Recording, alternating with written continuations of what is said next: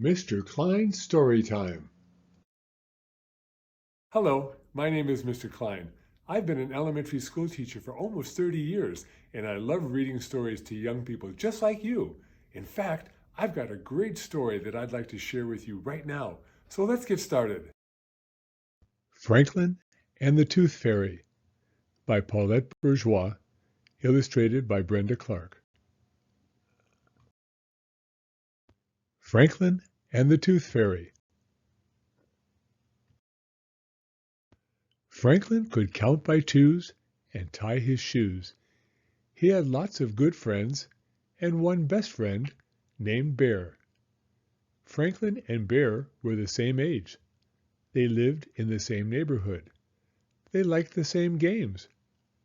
But one morning, Franklin discovered a way that he and Bear were different. Waiting for the school bus, Bear put his paw in his mouth and wiggled the tooth back and forth. It jiggled and wiggled, and then, with a tug, it came out. "Look at this," said Bear. "I lost my first tooth." Franklin was startled.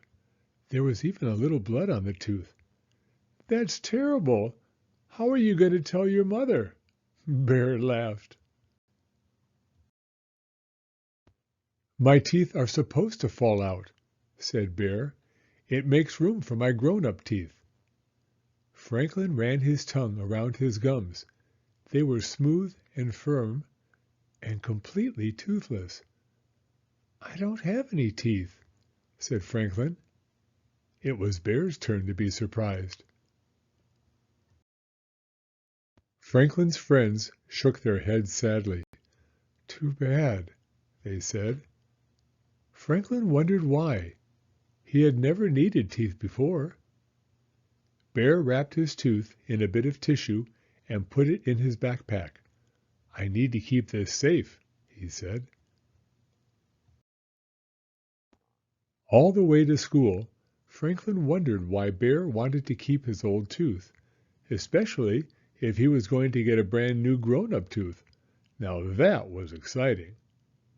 "Why do you want to keep your tooth?" asked Franklin. "Won't you get a big one soon?" All his friends looked at him with amazement. "Don't you know about the Tooth Fairy?" asked Fox. Franklin shook his head. "At night, before you go to sleep, you put your baby tooth under your pillow.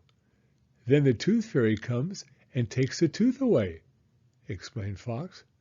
"But that's stealing," said Franklin. "Besides, what does the Tooth Fairy do with all those teeth?" There was a long pause. Bear scratched his head, Fox swished his tail, and Rabbit twitched. "I don't know," said Bear, "but she always leaves something behind." "One of her own teeth?"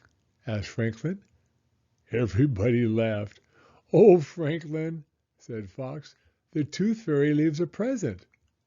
Franklin wondered what kind of present a Tooth Fairy would leave.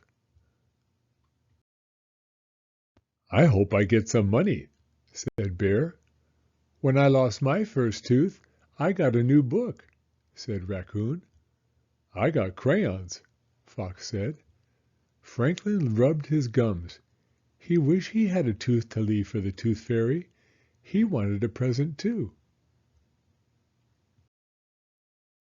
Bear showed his tooth to Mr. Owl as soon as he got to school. Mr. Owl was very excited. "Losing your baby teeth means you are growing up," he said.